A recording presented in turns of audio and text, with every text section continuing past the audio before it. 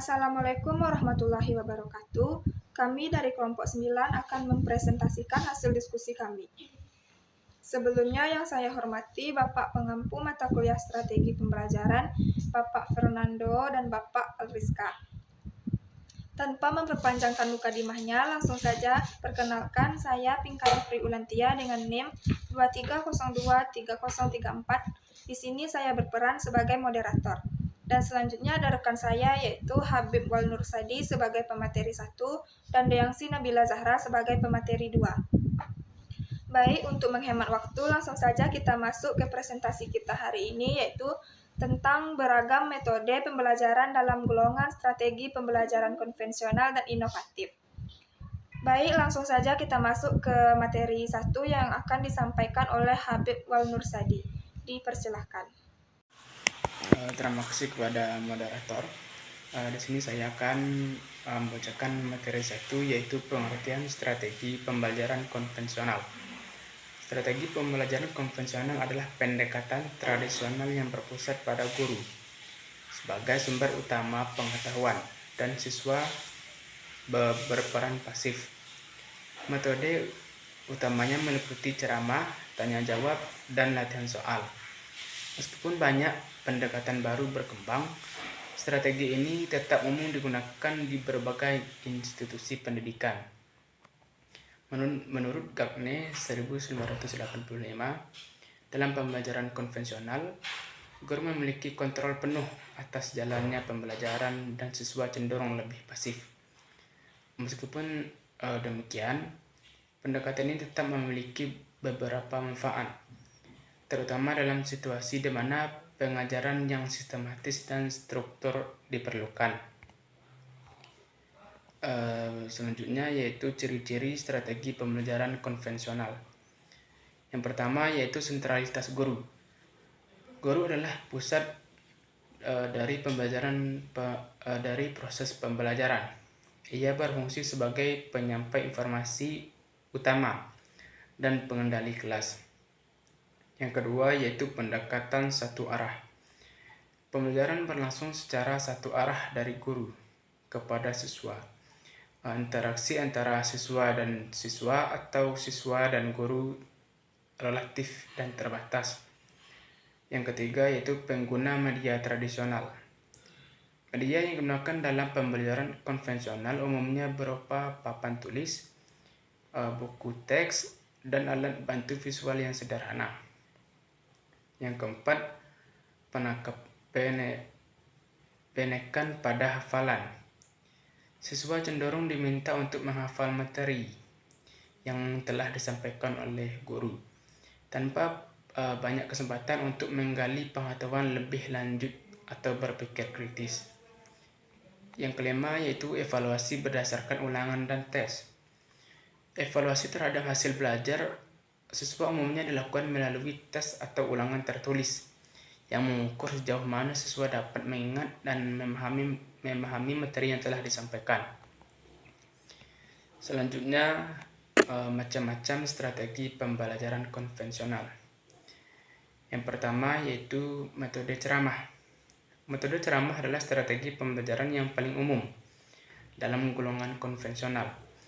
Dalam metode ini, guru berperan sebagai sumber utama informasi, sedangkan siswa lebih banyak mendengarkan dan mencatat apa yang disampaikan oleh guru. Yang kedua yaitu metode tanya jawab. Metode tanya jawab adalah strategi yang memungkinkan interaksi antara guru dan siswa. Dalam metode ini, guru memberikan pertanyaan kepada siswa dan siswa memberikan jawaban berdasarkan pengetahuan dan pemahaman mereka. Selanjutnya yang ketiga, metode diskusi. Metode diskusi memungkinkan siswa untuk berinteraksi dengan sesama siswa dan guru dalam memecahkan suatu masalah ataupun membahas topik tertentu. Meskipun lebih interaktif dibandingkan metode ceramah, diskusi dalam konteks konvensional tetap mengikuti struktur yang ketat. Yang keempat, metode latihan soal. Metode latihan soal sering digunakan untuk memastikan bahwa siswa memahami materi yang telah diajarkan. Guru memberikan serangkaian soal yang harus dikerjakan oleh siswa, baik secara individu ataupun secara berkelompok. Yang kelima, metode demonstrasi. Metode demonstrasi digunakan untuk mengerjakan keterampilan atau prosedur tertentu dan menunjukkan cara melakukannya secara langsung di depan siswa. Metode ini sangat umum dalam pembelajaran praktikum atau keterampilan teknis. Yang keenam, metode pemberian tugas. Metode pemberian tugas adalah salah satu strategi pembelajaran di mana siswa diberikan tugas untuk diselesaikan dalam waktu yang telah ditentukan. Tugas ini biasanya berupa pekerjaan rumah, proyek, atau tugas kelompok. Yang ketujuh yaitu metode pembelajaran langsung atau direct instruction. Metode pembelajaran langsung atau direct instruction adalah strategi yang melibatkan pengajaran yang sangat terstruktur, di mana guru memberikan instruksi yang jelas dan sistematis. Siswa mengikuti petunjuk dan langkah-langkah yang diberikan oleh guru. Sekian materi dari saya. Saya ucapkan terima kasih. Saya kembalikan kepada moderator. Terima kasih kepada Saudara Habib yang telah menyampaikan pemateri 1. Selanjutnya kita masuk ke materi 2, yaitu yang akan disampaikan oleh rekan saya, Deyangsi Nabila Zahra. Disilakan. Baik, terima kasih kepada moderator yang telah memberikan saya kesempatan untuk membacakan materi selanjutnya, yaitu pengertian strategi pembelajaran inovatif. Strategi pembelajaran inovatif adalah serangkaian cara dan teknik yang dirancang khusus untuk menciptakan pengalaman belajar yang berbeda, menarik, dan bermakna. Tujuannya adalah mendorong peserta didik untuk berpikir kritis, kreatif, dan aktif dalam proses pembelajaran. Karakteristik utamanya, yang pertama berpusat pada peserta didik, kedua pengembangan kemampuan berpikir, yang ketiga penggunaan teknologi dan media modern. Prinsip dasarnya adalah yang pertama mengembangkan potensi peserta didik secara menyeluruh, yang kedua menciptakan lingkungan belajar yang interaktif dan menyenangkan, yang ketiga mendorong kreativitas dan inovasi, yang keempat mengintegrasikan berbagai sumber dan media belajar, yang terakhir menyesuaikan strategi dengan karakteristik peserta didik. Selanjutnya ada manfaat meningkatkan motivasi belajar. Yang kedua, mengembangkan keterampilan berpikir tingkat tinggi. Selanjutnya, mempersiapkan peserta didik menghadapi tantangan di masa depan dan menciptakan suasana belajar yang dinamis dan bermakna. Yang terakhir, mengembangkan kemampuan kolaborasi dan komunikasi. Berikutnya, ada macam-macam strategi pembelajaran inovatif. Yang pertama, Problem Based Learning atau PBL. Di sini dimaksudkannya adalah metode yang berpusat pada peserta didik untuk memecahkan masalah nyata.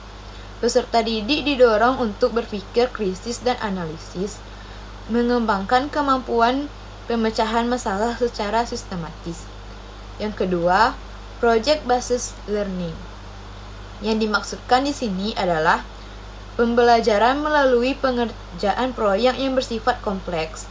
Peserta didik menghasilkan produk atau karya nyata, mengembangkan keterampilan kolaborasi dan manajemen proyek. Yang ketiga, Discovery Learning. Maksudnya, peserta didik menemukan konsep dan pengetahuan sendiri melalui eksplorasi, mendorong rasa ingin tahu dan kemandirian belajar. Guru berperan sebagai fasilitator. Yang keempat, Cooperative Learning. Cooperative Learning adalah belajar dalam kelompok kecil dengan struktur kerja kooperatif. mengembangkan keterampilan sosial dan komunikasi. Setiap anggota kelompok memiliki tanggung jawab individual atau kelompok. Yang kelima, inquiry-based learning. Maksudnya, peserta didik melakukan penyelidikan untuk menemukan informasi, mengembangkan keterampilan berpikir ilmiah, dan mendorong keaktifan dalam kreativitas peserta didik. Yang keenam, lived classroom. Maksudnya, membalik konsep tradisional proses belajar mengajar. Materi dasar dipelajari di rumah melalui video atau media digital. Waktu kelas digunakan untuk diskusi, praktek, dan pendalaman materi. Yang ketujuh, contextual teaching and learning. Maksudnya, pembelajaran yang menghubungkan materi dengan konteks kehidupan nyata, yang membuat materi pelajaran lebih bermakna dan relevan, mengaitkan pengetahuan akademis dengan aplikasi gratis. Yang kedelapan, blended learning. Maksudnya menggabungkan metode pembelajaran tatap muka dengan pembelajaran online, dimanfaatkan teknologi digital dalam proses belajar, dan memberikan fleksibilitas dalam proses pembelajaran. Yang kesembilan, experiential learning. Maksudnya, kita belajar melalui pengalaman langsung. Peserta didik terlibat aktif dalam proses pembelajaran menggunakan refleksi dan pengalaman sebagai sumber belajar. Yang ke-10, gamification. Maksudnya menggunakan elemen-elemen permainan dalam proses belajar, meningkatkan motivasi dan keterlibatan peserta didik dalam membuat proses belajar lebih menyenangkan. Yang ke-11, peer teaching.